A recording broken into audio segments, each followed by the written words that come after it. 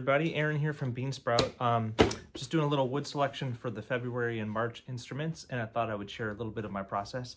I've spoken with you folks before about how a lot of the choices I make with wood or design in the shop is kind of improvisatory, like I do in my musical career, where musicians who improvise aren't completely making up nonsense out of nowhere. They're using what they know and what fits the context to make good music. And it's the same way in the shop. I don't always have everything completely planned out, but sometimes each little decision leads to the next one, and is usually from the context in which I'm creating, and from the workflow of the shop, and from the wood that's currently moving through the shop. So here's an example. I have a customer who we've already selected that they want curly walnut and red cedar for their instrument. So we've already kind of chosen that the back and sides will be this nice curly walnut. And one of my favorite red cedar tops that has this beautiful stripe. So when I join this together, I'm not gonna be able to save a whole lot of it, but it will have a nice, multicolored top. So I was looking through my neck blanks. What do I have around for next month that would work for this size instrument? And I found this mahogany one I had made with a maple stripe.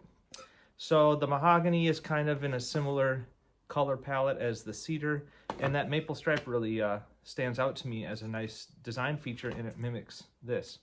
So we already chose, or the customer already chose, that they wanted no binding on this instrument. They wanted a really clean look. So that's fine. If I was choosing binding, I probably would choose maple. But in this case, I was thinking, okay, well, what are we gonna do for fretboard and head plate? And I found on my shelf a curly walnut fretboard and head plate that's for an alto that I had set aside for a customer like a long time ago, and they didn't choose it. So it's like, oh man, this would look really cool. What if we had the curly walnut, on the mahogany there, and then, as it interacts into the cedar. So that's cool. I still got to check with the customer. Do they want this, or would they like pistachio instead? And then one step further, it's like, okay, well, when I make these instruments, I often use little lines of veneer to set off certain design features.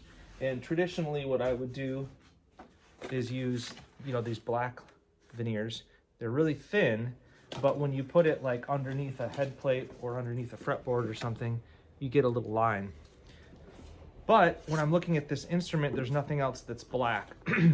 So it makes me feel like I would rather use maple for the veneer. So you've got a really thin maple piece underneath there. So we've got this maple, it's not matchy-matchy, but it's rhyming through the instrument. So we've got the maple here, leading to the stripe here. And it's just one little splash of color that's going through what would otherwise be a pretty dark palette. So I still got to clear it with the customer. And if they don't want that, that's fine. I can just go another direction. But that's the way I kind of work. And I love to grab what's close at hand, what's in the queue already, what I'm already working for, what I'm already inspired by. And that helps keep the rhythm of the shop flowing as well, so that I'm not digging through the wood stash all the time. So yeah, this instrument is for February, so hopefully you will see it soon. Cheers.